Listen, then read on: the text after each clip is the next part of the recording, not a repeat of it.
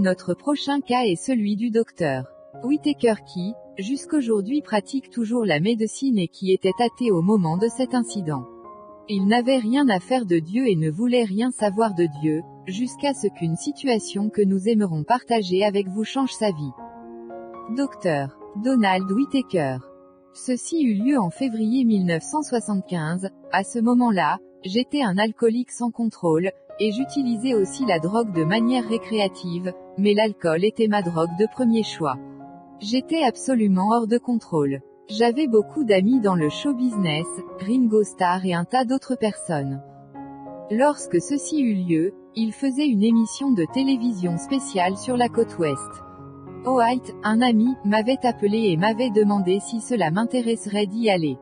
Et je lui avais répondu que je serais enchanté d'y aller avec eux, parce que je savais qu'ils devaient avoir à boire en vrac et qu'ils devaient aussi avoir beaucoup de fêtes. Pendant qu'ils faisaient leur spécial, je m'occupais à faire ma propre chose, c'est-à-dire à boire de l'alcool.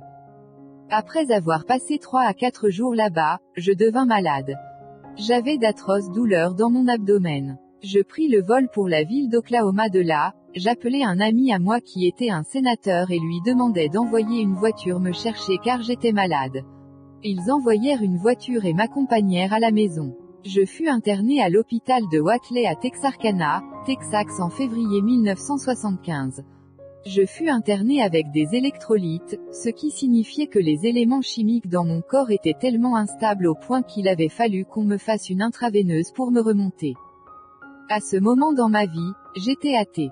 J'étais un athée confirmé et je vivais pour moi-même. Les athées sont des personnes auto-centrées qui ne vivent que pour elles-mêmes. C'est comme ça et dans cet état d'âme que je me trouvais interné en 1975 dans mon lit d'hôpital. 3 jours après, je fus opéré, plus tard. J'étais en soins intensifs, branché sur un respirateur, ce qui signifie que cela respirait pour moi. Je ne pouvais pas parler. J'étais là dans le coma, lorsque j'entendis les gens qui parlaient de moi sur la gravité de mon état de santé et sur comment j'allais sûrement mourir et sur comment je n'allais pas sortir de l'hôpital vivant. À cette période-là j'avais de très longs cheveux parce que je ne les coupais pas simplement. Et j'entendis quelqu'un dire, ça alors, qu'il a de longs cheveux. Et une autre personne répondit, ils ne sont pas aussi longs qu'ils seront lorsqu'il sortira d'ici. Et la troisième voix dit, de toute façon il ne sortira pas d'ici. Il va mourir. Et 3 jours après, je fus à mesure de respirer de moi-même. Je me souviens que mon docteur, le chirurgien, Dr. Donald Duncan me dit, Don, si tu as quelque à mettre en ordre, si tu as quelque chose à faire signer, s'il te plaît fais-le car nous ne savons pas combien de temps tu as à vivre. Je savais que j'avais une condition appelée hémorragie narcotique pancréatite aiguë. Tu ne peux pas survivre lorsque tu as cette maladie. Tu peux vivre avec une pancréatite. Tu peux même vivre avec une pancréatite aiguë, mais tu ne peux pas vivre avec une hémorragie narcotique pancréatite aiguë. Duncan avait dit à mes 2 fils que j'allais mourir avant le matin. Il ne s'attendait pas à ce que je puisse survivre. J'étais couché là, moi un athée confirmé. Je ne croyais pas en Dieu. Je croyais au pouvoir de l'univers, parce que je l'avais vu. En tant que médecin, j'avais eu affaire aux situations de vie et de mort. Je croyais en quelque chose, mais ne me parlais surtout pas de Dieu. Et ne me parlais non plus de la résurrection, de l'accouchement de la Vierge, ou de ce genre de choses-là, parce que je suis dans la recherche et dans la science. La majorité des docteurs de philosophie en recherche et science ne croient pas en Dieu. Ils ne croient pas en un être suprême. Ils commencent à croire qu'il y a un ordre dans l'univers parce que plus on s'éloigne, plus on voit l'ordre. Il est très facile d'être athée lorsque l'on a du succès. Lorsque l'on a bossé dur pour quitter du bien-être social à Oklahoma pour devenir l'un des hommes les plus puissants de ta ville, l'un des hommes les plus puissants de l'État d'Oklahoma politiquement. Il est très facile d'être athée lorsque l'on a fait tout ça. Lorsqu'un homme a eu tout ça, il peut s'asseoir et dire que « je n'ai pas besoin de Dieu ». Qui est Dieu? Mais il est très difficile d'être athée lorsque l'on est couché mourant sur son lit d'hôpital, parce que là à ce moment, l'on commence à réfléchir et à penser, et si ces gens avaient raison? Il y avait eu un homme appelé Ron Short qui s'était placé entre moi et les portes de l'enfer. Un homme qui m'a témoigné de l'amour de Jésus pendant 5 ans, avant que je ne sois malade. J'argumentais avec lui, mais je l'aimais bien, parce qu'il faisait ce qu'il disait qu'il allait faire. Il était la seule personne que je connaissais qui disait être chrétien et qui vivait vraiment sa chrétienté. Je le respectais vraiment. Je ne croyais pas en ce qu'il disait, mais je le respectais. Lorsque j'étais couché mourant sur mon lit d'hôpital, sachant que j'allais mourir, imaginez celui à qui je pensais. Je pensais, et si Ron avait raison? Et s'il y avait un paradis et un enfer? Aussi immédiatement, la pensée la plus pressante dans ma pensée était celle de savoir comment faire pour être sauvé. C'est quoi être sauvé? Comment faire pour être sauvé? Alors j'envoyais des gens chercher Ron Short. Je voulais qu'il vienne afin de faire ce qu'il pensait être nécessaire à faire. Je n'avais aucune idée de comment un homme pendu au bois en Israël il y a de cela 2000 ans pouvait me sauver. Qu'est-ce que cela a à voir avec moi? Mais je savais qu'il avait quelque chose que je devais avoir. Cette nuit-là, Ron n'était pas à la maison, il était en Alabama. Alors, j'envoyais les gens chercher Ron. Cette nuit-là était là, fut la nuit la plus longue que j'ai jamais vécue de toute ma vie, avant ou après cette expérience. J'étais couché dans mon lit, alors je commençais à sombrer dans l'obscurité. Il faisait si noir. C'était comme si les ténèbres pénétraient simplement en ton fort intérieur. Je peux vous dire que j'avais quitté mon corps car je me souviens être revenu dans mon corps. Je ne sais pas où j'étais lorsque j'étais hors de mon corps. Il y a des gens qui parlent d'une lumière, ou de flotter par-dessus, qui parlent d'un sentiment de chaleur ou d'amour. Je ne ressentis rien de pareil, je ne ressentis rien du tout comme ça. Je ressentis une terreur invraisemblable. Je sus que si j'allais jusqu'au bout, que si je me laissais aller sur cette voie, que je ne reviendrais jamais. Au tréfonds de mon être, je le savais. Alors, je me battus tout au long de la nuit. Ils me dirent plus tard que j'avais non seulement arraché les draps du lit, mais que j'avais aussi enlevé le matelas du lit et que je l'avais mis sur moi. Je devais rester, je devais attendre jusqu'à ce que Ron arrive ici à l'hôpital. Quoi qu'il devait avoir à faire, je devais attendre son arrivée. Puis à chaque fois que je quittais mon corps, je sombrais dans une profonde obscure terreur. Ma peau commença à se refroidir.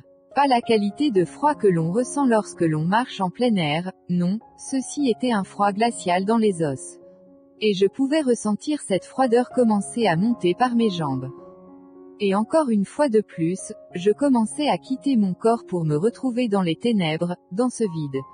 Je me souviens qu'une fois, lorsque j'essayais de rentrer dans mon corps, que je sentis mon corps faire un bruit sourd, mon corps physique faire un bruit sourd.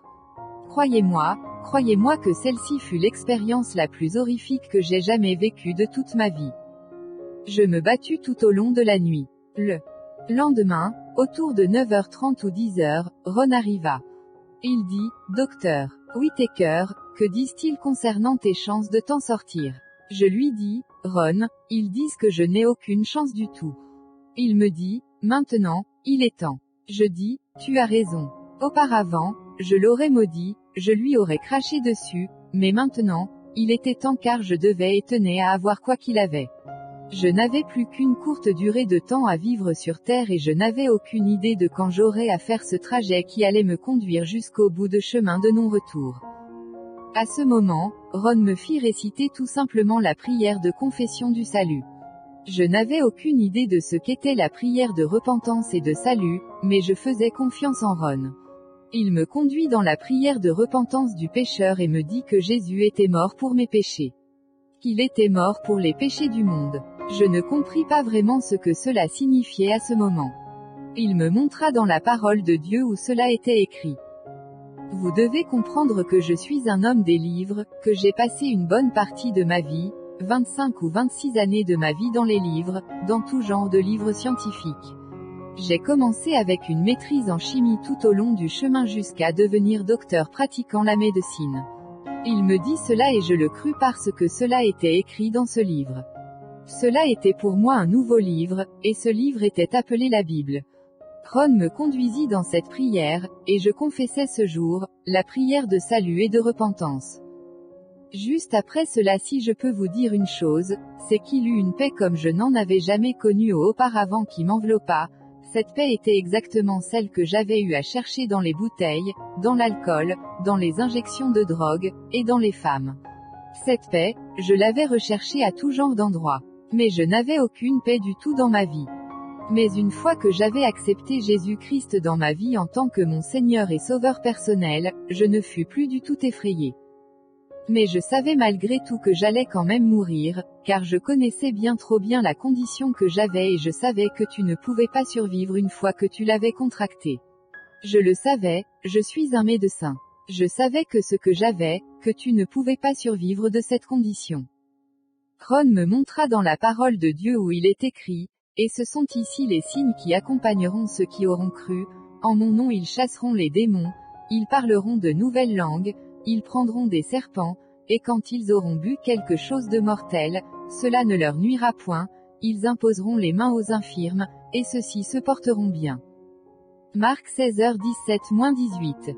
Aujourd'hui, je marche sur la planète Terre, sans toutefois prendre l'insuline, sans toutefois prendre aucun enzyme, mangeant tout ce que je veux, et chaque jour, Dieu produit dans mon corps le correct matériau pour me faire fonctionner sans toutefois avoir à prendre aucun médicament. Lorsque vous voyez les yeux aveugles recouvrer la vue, les handicapés marcher, les lépreux être guéris de vos propres yeux, alors l'on n'a pas besoin d'être à mesure de comprendre une science de fusée pour arriver à la conclusion que la Bible est vraie.